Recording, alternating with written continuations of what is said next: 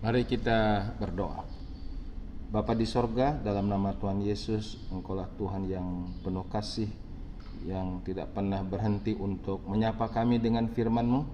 Dan hari ini di minggu ketiga Desember, kami kembali bersama-sama menyiapkan diri dalam ibadah untuk mendengar firman Tuhan.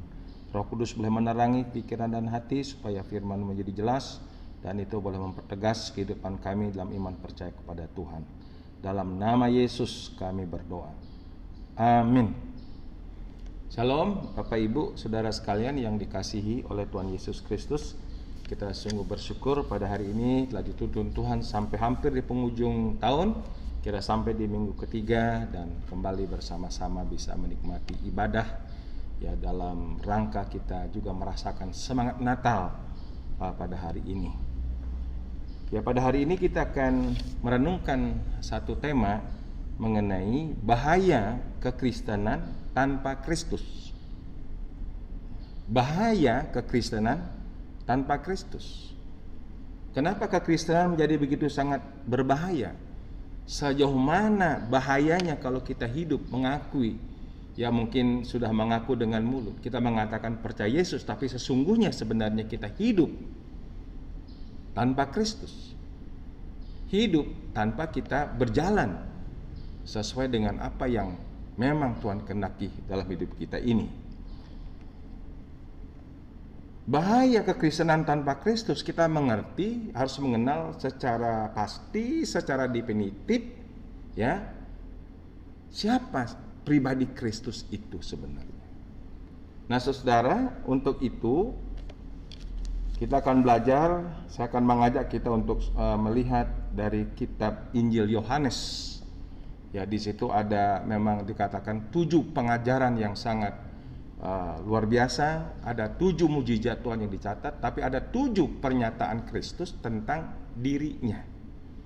Jadi 7 pernyataan Kristus tentang dirinya, sehingga lewat pernyataan Kristus tentang dirinya kita mengerti pribadi Yesus itu secara pasti, secara betul-betul mendalam, seutuhnya, sehingga akhirnya akhirnya kita mengerti kalau kita hidup tanpa pribadi ini, kita Kristen tanpa pribadi ini, sejauh mana bahayanya. Nah, yang pertama saya ingin mengangkat dari Injil Yohanes pasal 14 ayat yang ke-6. Yang dikatakan di situ adalah, kata Yesus kepadanya, akulah jalan dan kebenaran dan hidup. Tidak ada seorang pun yang datang kepada Bapa kalau tidak melalui aku. Ini ayat yang sangat-sangat terkenal. Ayat ini berbicara tentang pribadi Yesus adalah pribadi satu-satunya jalan, satu-satunya kebenaran, satu-satunya yang bisa memberi hidup. Tanpa pribadi ini dikatakan bahwa tidak ada seorang pun yang sampai kepada Bapa di surga. Ini jangan kita ragu, ini justru adalah ayat-ayat istimewa peneguhan buat kita orang Kristen. Kita masih bangga dengan pernyataan Yesus. Ini bukan pernyataan pendeta, bukan pernyataan sebuah organisasi, gereja, tapi ini pernyataan langsung, akulah jalan dan kebenaran dan hidup. Artinya kalau kita hidup tanpa pribadi Yesus, yang dikatakan firman Tuhan bahwa di bawah kolong langit ini tidak ada nama lain manusia diselamatkan selain nama Dia, ini dibantu oleh referensi Kisah Rasul pasal 4 ayat 12. Berarti kalau kita kekristenan tidak sungguh-sungguh hidup sebagai orang Kristen, hanya namanya Kristen, Kristen KTP, ya, bahwa tanpa pribadi Yesus, berarti itu adalah kebinasaan. Mau kita jadi orang Kristen belasan tahun, puluhan tahun, tapi kalau kita tidak sungguh-sungguh menerima Yesus, Yesus tidak ada dalam hidup kita, maka kekristenan seperti begini dipastikan binasa. Yang kedua, saya boleh mengambil dalam kitab Injil Yohanes pasal 15 ayat 1. Yesus berkata, akulah pokok anggur yang benar dan Bapakkulah pengusahanya. Nanti saudara bisa baca lengkap sampai ayat 8. Di mana Yesus pokok anggur, kita ini ranting-rantingnya. Di mana ranting-rantingnya ini satu kemutlakan, artinya keharusan bersatu dengan pokok itu. Artinya ada sebuah persekutuan yang tidak terpisahkan antara pokok dan ranting-ranting. Nah, pada waktu ranting-ranting itu tidak bersatu dengan pokoknya, maka dia akan menjadi kering dan akan dibakar. Atau mungkin kita menjadi ranting-ranting tapi tidak produktif berbuah, dipotong, artinya dibuang, dibakar. Maksudnya apa? Ini juga firman Tuhan yang mungkin sangat enak kita dengar, tapi kalau kita betul-betul membayangkan ranting-ranting yang tidak bersekutu dengan pokok, dia akan dibuang dan dibakar. Jadi artinya sama juga. Dia mempunyai sebuah pernyataan, ranting tanpa pokok pasti binasa. Makanya orang Kristen yang mengatakan mengaku Yesus tapi gak punya persekutuan, gak ada hubungan intim dengan Tuhan Yesus, ya. Jadi dia berjalan sendiri dengan kehendaknya sendiri, tidak ada konstelasinya dengan Yesus. Mungkin saudara bisa aja rajin, tapi rajin semangat dari api sendiri tanpa persekutuan dengan Yesus. Maka dipastikan kekristenan tanpa persekutuan dengan Yesus pasti binasa. Binasa. Yang ketiga, kita belajar dari Yohanes pasal 11. Ya, kita akan belajar semuanya dari kitab Yohanes pasal 11 ayat yang ke-25. Kita mendapatkan pernyataan Tuhan Yesus sendiri, ya. Dikatakan bahwa Yohanes 11 ayat yang ke-25. Jawab Yesus, akulah kebangkitan dan hidup. Barang siapa percaya kepadaku, ia akan hidup walaupun ia sudah mati. Ini satu ayat yang sangat memberikan sebuah kepastian yang sangat mengembirakan. Kita yang percaya Yesus sekalipun kalaupun kita percaya Yesus, kalau kita mati kita akan bangkit kembali. Nah, sekarang kalau seandainya kita Kristen tanpa mengakui pernyataan firman Tuhan, Yesus adalah kebangkitan dan hidup, ya kita mati. Tetapi nanti kita tidak akan bangkit dan tidak mendapatkan hidup yang kekal. Ya. Makanya ini adalah satu hal yang sangat memokok sekali semua pernyataan-pernyataan. Yesus mengatakan, akulah kebangkitan dan hidup. Barang siapa percaya kepadaku, walaupun dia sudah mati, dia akan hidup kembali. Maksudnya hidup di sini adalah hidup bersama dengan Tuhan kekal di sorga. Nah, kalau yang tak percaya memang bangkit, tapi menuai kematian yang kedua. Jadi artinya juga dengan pernyataan yang ketiga ini, bahwa kekristenan tanpa mengakui kebangkitan Kristus, tidak mengakui akan Kristus yang mati dan bangkit itu, maka binasa juga. Yang keempat, Yohanes 10 ayat yang ke-7. Kita belajar di sini dari pernyataan Tuhan Yesus, Yohanes 10 ayat yang ke-7 dan juga ke-9. Maka kata Yesus sekali lagi, aku berkata kepadamu, sesungguhnya akulah pintu ke domba-domba itu. Ayat 9, akulah pintu, barang siapa yang masuk melalui aku, ia akan selamat, dan ia akan masuk dan keluar dan menemukan padang rumput. Apa artinya pernyataan ini, saudara? Ini akses. Akses untuk kita bisa masuk ke dalam persekutuannya, persekutuan di dalam Yesus. Akulah pintu satu-satunya. Jadi orang-orang yang datang sebelumnya semuanya adalah yang palsu. Yang sejati itu adalah hanya Yesus. Maka Yesus menjadi akses satu-satunya untuk kita mendapat bagian di dalam persekutuan dengan Tuhan itu. Ya, dia akan mendapat akses untuk bersama-sama dengan Tuhan. Nah, artinya juga kalau kita renungkan secara mendalam Yohanes 10:7 ini dan 9, ya akulah pintu, kalau itu merupakan akses satu-satunya, tanpa Yesus tidak ada akses, ya sama juga kita binasa. Makanya kita harus memperluas pengetahuan firman Tuhan, pengenalan kita akan Yesus. Ya, dia pintu.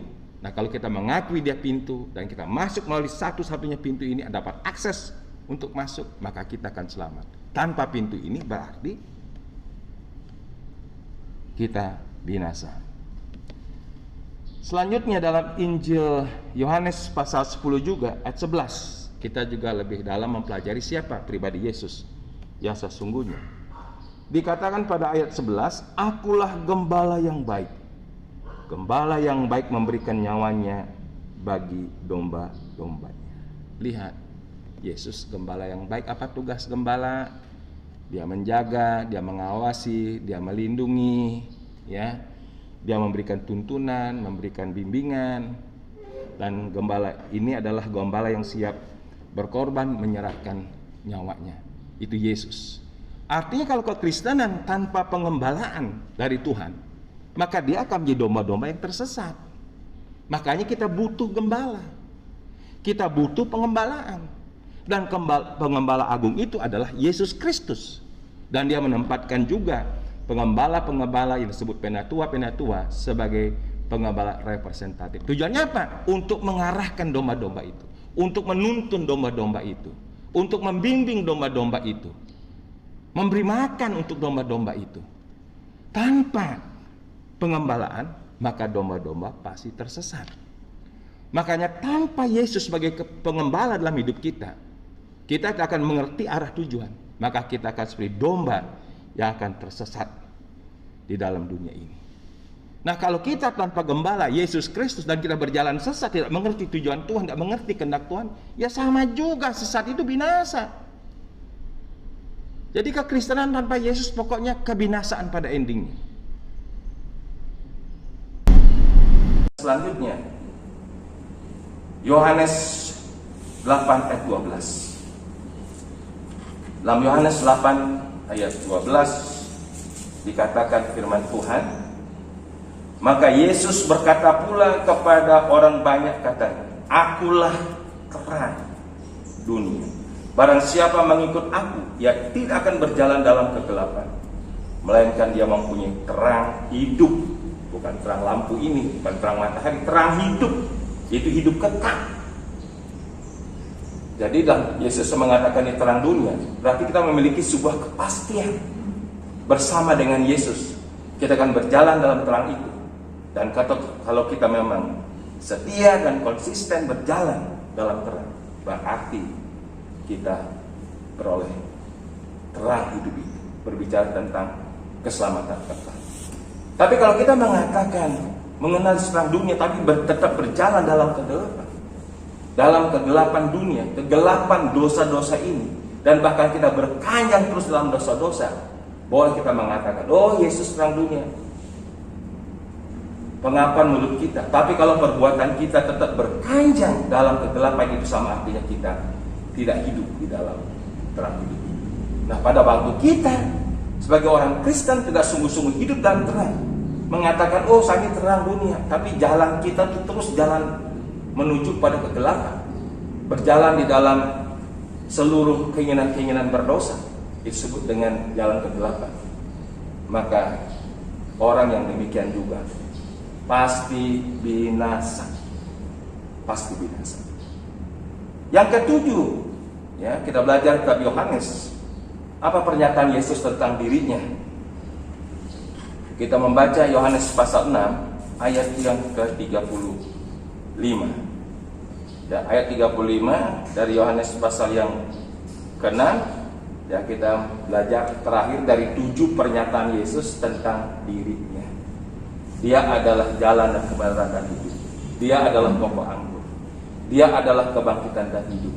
Dia adalah pintu satu-satunya. Dia adalah gembala yang baik, dan dia adalah terang dunia itu. Terakhir dikatakan di sini, kata Yesus kepada mereka, akulah roti hidup. Barang siapa datang kepadaku, ia tidak akan lapar lagi. Dan barang siapa percaya kepadaku, ia tidak akan haus lagi. Wah, luar biasa. Yesus mengidentifikasi dirinya sebagai roti hidup. Ya, luar biasa dahsyat, ya. Akulah roti hidup. Barang siapa datang kepadaku, ia tidak akan lapar lagi, dan barang siapa percaya kepadaku, ia tidak akan haus lagi. Artinya adalah Yesus menyatakan, dialah sebagai pemenuhan kebutuhan pokok rohani kita. Secara jasmani kita butuh makan, minum, nasi, air, dan mungkin buah-buahan yang lain sebagai vitamin, kebutuhan jasmani. Tetapi di sini yang dimaksud adalah Yesus memenuhi kebutuhan kita secara rohani. Ya, makanan, minuman secara rohani. Ya, karena manusia hidup bukan dari roti saja, melainkan setiap perkataan firman yang keluar daripada mulut Allah. Saudara, supaya kita boleh menjadi pribadi rohani yang kuat dan konsisten, maka setiap hari kita harus mengkonsumsi roti hidup, makanan rohani, yaitu firman Tuhan dalam hidup kita ini. Nah, kalau seandainya kita tidak mengakui pribadi Yesus sebagai roti yang hidup, dia memberikan pada kita sebuah kontribusi stamina rohani melalui firman-Nya. Nah, kita akan bertumbuh jadi orang Kristen yang kerdil, jadi orang Kristen yang kering, dan jadi Kristen yang nanti lemah. Nah, pada akhirnya karena kita lemah, ya, tidak ada makanan rohani, karena memang kita kurang mau mempunyai sebuah semangat rohani untuk belajar menerima makanan rohani dari Tuhan. Ya, pada akhirnya pada waktu kita lemah, ya, tidak ada konsumsi makanan rohani, ya, kita juga akan binasa. Hanya orang Kristen yang mengakui Kristus dan dia butuh makanan rohani, dan dia tiap hari makan rohani, yang memakan firman Tuhan, merenungkan akan firman-Nya setiap hari, dia bertumbuh menjadi kuat, menjadi orang Kristen yang memiliki stamina rohani, yang punya daya tahan, ya, daya tahan dalam hidup ini. Tanpa itu kita jadi orang Kristen yang kering, ya, yang kerdil, terus jadi lemah, dan lemah jadi mati, binasa juga. Jadi kalau saya renung-renungkan dari 7 pernyataan Tuhan Yesus, bahaya kekristenan tanpa Kristus itu sangat dahsyat, mengerikan. Bukannya sekedar mungkin kita akan menjadi orang-orang yang lemah, tetapi menjadi orang yang pasti binasa. Ya. Jadi baik itu sebagai jalan kebenaran hidup, dan juga sebagai pokok anggur, sebagai akulah kebangkitan dan hidup, akulah pintu, akulah gembala yang baik, akulah terang dunia, akulah roh hidup. Tanpa kita memahami hal ini, semua akan berakibat pada endingnya adalah binasa. Jadi artinya kekristenan, bahaya kekristenan tanpa Kristus adalah kebinasaan. Biarlah di momen Natal ini kita mendengar satu pernyataan Tuhan yang cukup tegas, jelas. Mari untuk kita berjalan ke depan, pastikan bahwa kita sudah menerima Kristus dalam hidup. Kita tetap berjalan dengan Kristus, dan kita bertumbuh, berbuah, menghasilkan buah-buah untuk kemuliaan Tuhan. Ya, nanti pada waktunya Tuhan memanggil kita hidup sebagai orang Kristen, hidup bersama Kristus, hidup dengan Kristus, hidup beserta dengan Kristus. Orang demikian pasti selamat di dalam Kristus Yesus. Terpujilah nama Tuhan. Mari kita berdoa. Bapa kami di sorga, terima kasih untuk firman-Mu pada hari ini. Biarlah kami merenungkan kekristenan kami di masa kami boleh merayakan Natal. Biarlah Kristus tidak hanya lahir secara histori di kandang domba di Bethlehem, tapi kami memastikan Kristus telah lahir dalam setiap palungan hati, dalam setiap hidup kami, dan kami hidup betul-betul sungguh-sungguh di dalam Kristus. Dan orang Kristen yang sungguh-sungguh dalam pengiringannya, dalam iman percayanya, dia pasti menerima anugerah keselamatan hidup yang kekal. Tapi kalau kami sebagai orang Kristen, Kristen asal-asalan, Kristen yang tidak menyadari apa arti kekristenan, kekristenan yang tidak disertai ataupun kekristenan tanpa Kristus, dipastikan akan binasa. Dan kami tidak termasuk dalam golongan ini, tetapi kami masuk dalam golongan adalah kami Kristen, Kristen di mana kami telah menerima Kristus di dalam hati kami. Terpujilah Allah kami kekal, dalam nama Yesus kami berdoa. Amin.